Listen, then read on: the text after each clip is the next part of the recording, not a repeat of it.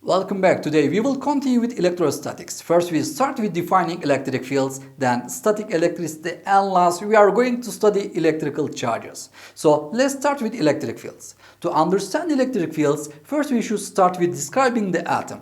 As you can see on the board, an atom consists of three particles: proton, neutron, and electron. A proton is a subatomic particle with a positive electric charge and represented with a small letter p. A neutron is also a subatomic particle with a non-net electric charge and represented with a small letter n.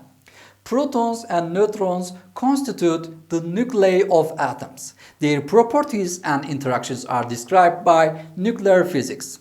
An electron is also a subatomic particle with a negative electric charge and represented with a small letter e. It exhibits properties of both particles and waves, which means they can collide with other particles and can be diffracted like light. If the number of protons are greater than the number of electrons in an atom, that means that that atom is positively charged. If the number of electrons are greater than the number of protons, that means the atom is negatively charged. And all of these called as ion.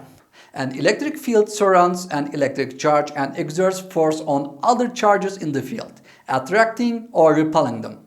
Electric fields are created by electric charges or by time-varying magnetic fields. Electric fields and magnetic fields are both manifestations of the electromagnetic force, one of the four fundamental forces of nature.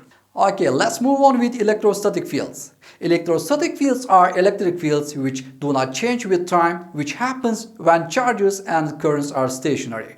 In that case, Coulomb's law fully describes the field. This is illustration of the electric field surrounding a positive and a negative charge. As you can see, the red one is positive charge and the blue one is negative charge. The other one is interaction between charges. As you can see on the board, when different charges attract each other, similar charges repel each other. Static electricity means stationary electric charges, and it causes an object to attract and repel other objects. Electric charges do not flow easily through every material. Conductor and insulator. A conductor transfers electric charge well, such as silver, copper, aluminium and iron are good conductors. Insulator. An insulator does not transfer electric charge well, such as rubber, glass, sand, plastic and wood. Grounding with a conducting wire. As you can see on the board, if a positive sphere is grounded to the earth with a wire, it attracts electrons from the earth through the wire and the sphere becomes neutral. If a negative conducting sphere is connected to Earth with a wire, the extra electrons on the sphere flow to the Earth and the sphere becomes neutral. Today our final subject is electric charge. We can conclude that materials can be charged in three ways: by friction, contact, and induction. The first one is friction. It can be described as the transfer of electrons from uncharged object to another by rubbing. The other one is conduction. It is the transfer of electrons from a charged object to another object by direct contact.